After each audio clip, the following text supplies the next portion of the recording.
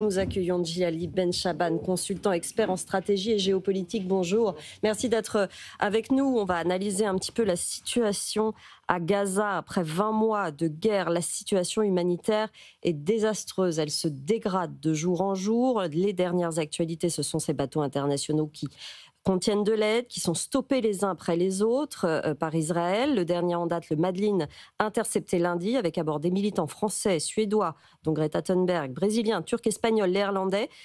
Est-ce qu'on peut faire un point, parce que ça se dégrade tous les jours, sur cette situation locale? La situation se dégrade effectivement parce qu'on est toujours dans cette logique de blocus total qui a une finalité militaire avec cette idée de mettre définitivement hors d'état de nuire le Hamas, sauf que derrière on se retrouve avec une population civile qui subit de plein fouet ces conditions extrêmement difficiles. On parle de plus de 70 000 enfants qui sont dans des situations de malnutrition avancée, plus de 3 000 dans une situation de malnutrition grave.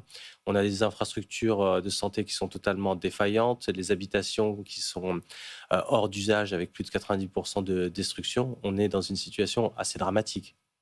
La pression internationale ne semble rien y faire. Même les États-Unis, quand ils insistent un peu, Netanyahou laisse passer quelques camions, mais finalement la situation reste sensiblement la même.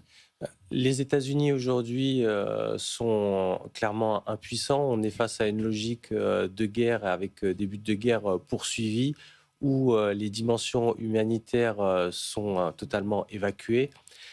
Et ce qui est assez inquiétant, c'est qu'effectivement la communauté internationale et les instances internationales type ONU aujourd'hui en sont réduites au rôle d'observateurs et de témoins. Effectivement, une commission internationale d'enquête des Nations Unies affirme par ailleurs un rapport du réseau militant progressif international accuse la France de livrer du matériel militaire dans ce contexte depuis octobre 2023 à Israël. Est-ce qu'on a des précisions sur ces échanges? Est-ce que ce que dit ce rapport est avéré? Israël dément, évidemment, la France dément aussi. À ce stade, les informations qui parviennent sont celles de matériel qui serait livré.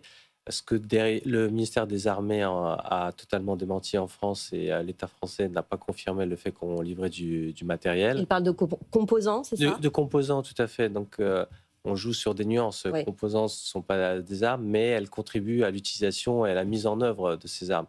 Donc derrière, on sent qu'il y a une sorte de malaise diplomatique entre les chancelleries pour ne pas apparaître dans ce qui pourrait être une aide ou du moins un soutien face à une situation qui devient de plus en plus tenable, à la fois en termes d'image et en termes diplomatiques.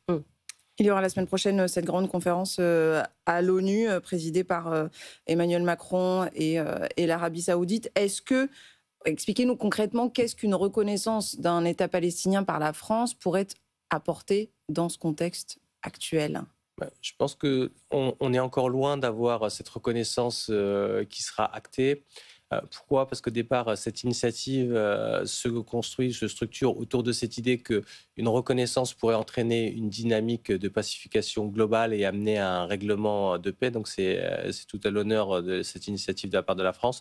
Sauf qu'entre-temps, le contexte géopolitique s'est dégradé, que les États-Unis eux-mêmes, par leurs récentes déclarations, je pense notamment à l'ambassadeur des États-Unis en Israël, qui a bien fait comprendre que du côté américain, l'idée d'une solution à deux États n'était plus à l'ordre du jour. Donc c'est quasiment plombé l'initiative avant même qu'elle arrive à l'Assemblée des Nations Unies. Donc on se rend compte que si l'idée peut avoir du sens, elle va être difficilement mise en œuvre parce qu'aujourd'hui, le principal acteur qui pourrait influencer ou peser sur cette perspective des États-Unis n'en veulent pas visiblement, et que la France, malgré son énergie, sa volonté, risque de se retrouver face à une déclaration qui pourrait, ne pas porter de fruits, et deux, être finalement contre-productive par rapport au contexte. Tout à l'heure, je parlais de cette commission internationale d'enquête des Nations Unies. Vous disiez que les institutions internationales étaient en ce moment plus observatrices qu'actrices. Qu'est-ce qui peut arriver dans les prochains mois à Benyamin Netanyahou? Est-ce qu'il peut être arrêté? Est-ce qu'il peut voir être peut-être raisonné dans cette action? Dans cette crise, on n'a jamais vu autant d'interactions entre le niveau international et local, parce qu'il y a un agenda local, je dirais national pour Benjamin Netanyahou, avec différentes affaires qui pèsent aussi. Une coalition qui montre des signes d'essoufflement, avec parfois des demandes d'accélération de l'agenda avec des élections anticipées. Est-ce que Netanyahou pourra tenir sur la durée? Tout dépendra encore de plusieurs facteurs, dont le soutien des États-Unis. Est-ce que les États-Unis seront indiscutablement à ses côtés? Jusqu'à quel moment cette convergence permettra à Netanyahou de disposer d'une bouée de secours? C'est l'une des questions et l'un des enjeux. Peut-être un mot sur ces deux ministres d'extrême droite, Ben Gvir et Smotrich, qui font l'objet de sanctions de la part du Royaume-Uni, de l'Australie, du Canada, de la Nouvelle-Zélande et de la Norvège. Ils ont annoncé ça dans un communiqué commun.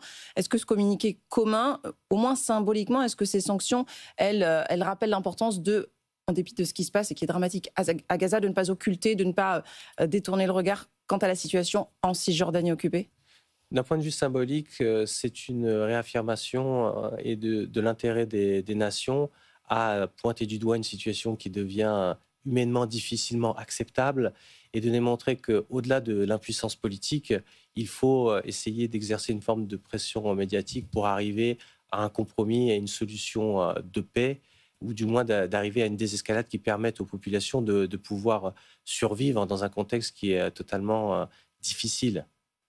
Merci beaucoup, Djilali Benchaban, d'être venu nous voir, consultant expert en stratégie et géopolitique. Merci d'être venu ce matin dans la matinale de l'économie. Je vous le rappelle, dans